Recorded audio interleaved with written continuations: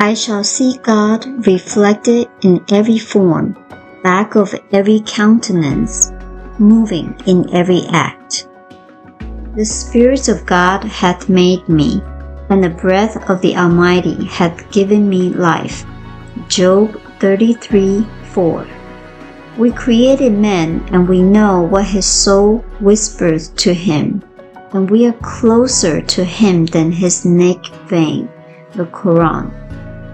After long meditation and much deep reflection, having passed through the confusion of human experience, Job finally arrived at the conclusion that the Spirit of God was within him, and that the breath of God was his life.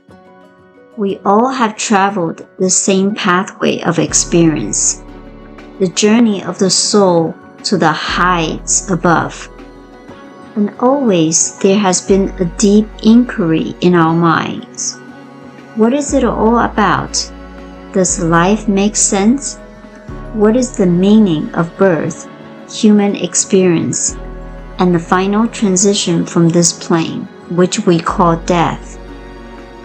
Somewhere along the line, we too must exclaim with Job, "The Spirit of God hath made me, and the breath of the Almighty hath given me life."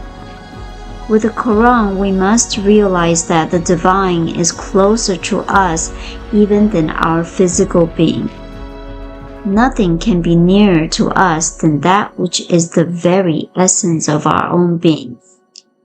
Our external search after reality culminates in the greatest of all possible discoveries. Reality is at the center of our own being. Life is from within out.